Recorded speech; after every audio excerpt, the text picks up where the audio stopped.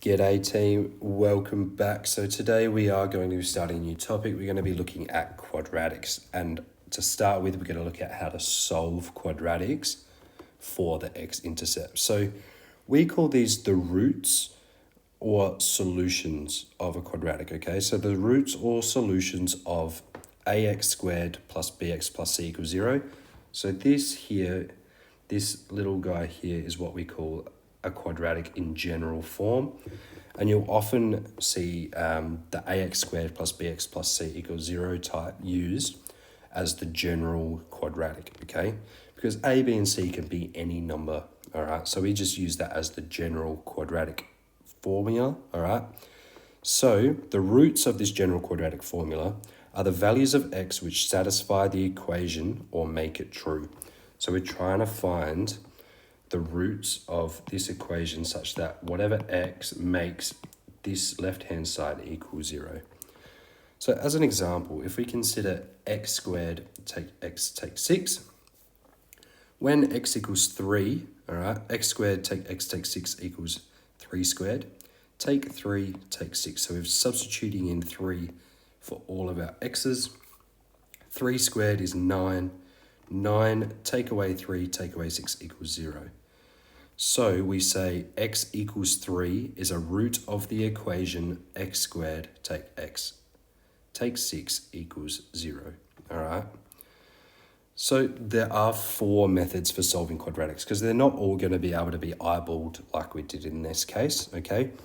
So the 4 methods for solving quadratics, we can factorize and then use the null factor law. So we can factorize using sums and products.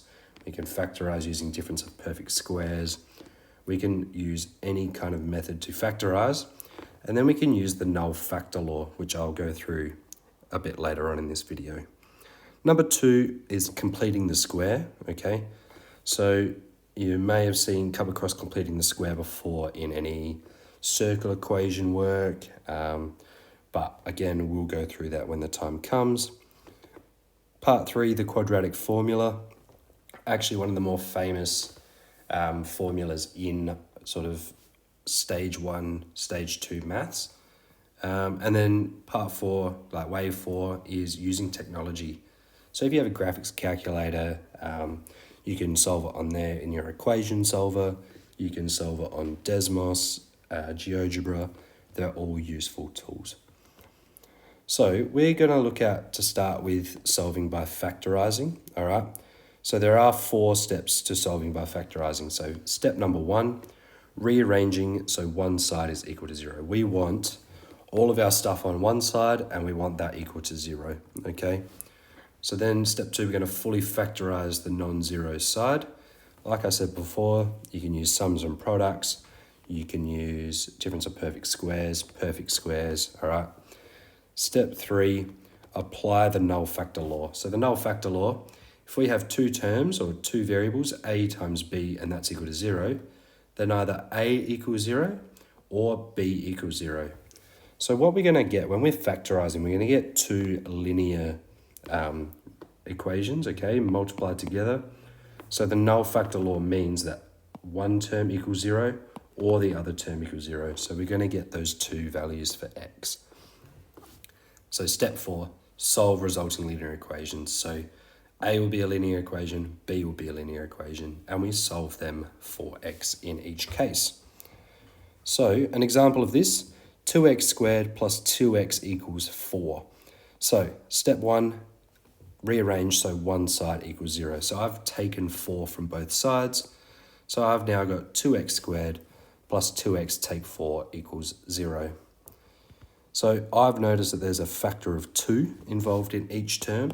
So I'm going to pull that little guy out the front. So we don't have to look at him anymore.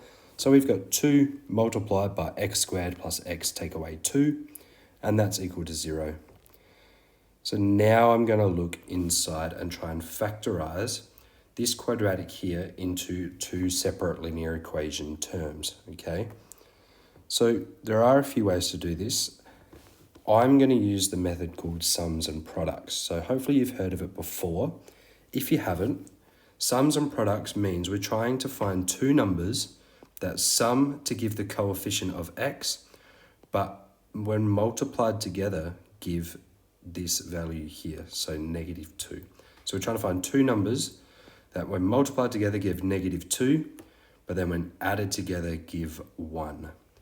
So my methodology for this is I take the number we're trying to multiply to out the front or to the side, write out the factors. So obviously we can only go with 2 and 1. They're the only two numbers that multiply together to get 2. So, well, we actually need -2, all right? So we could either have -2 and 1 or -1 and 2, okay? So what we want then to add these two terms together to get +1. So what that's going to be is this one here, all right? So our two numbers that we're looking for are -1 and 2.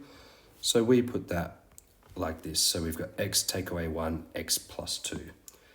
If you're not sure if you've done this correctly, re-expand it out using FOIL or any other method you prefer, okay? That way, if you expand it and get this again, then you know you've done it correctly. If not, take a step back, have another look at it, and have another crack, all right? So we've got 2 times by x take away 1 times by x plus 2 equals 0. So now I'm going to apply my null factor law. So remember, if we call this first term A, this second term B, so A equals 0 or B equals 0. Therefore, we have x take away 1 equals 0 or x plus 2 equals 0, okay? Solving those linear factors. So on this side, we add 1 to both sides, so x equals 1, and we take away 2 from both sides, so x equals -2. So those two are the roots of the equation 2x squared plus 2x equals 4. Hopefully this helps a little bit. Practice using some different factorizing methods. So taking out common factors, sums and products. Try to identify any patterns with difference of perfect squares, and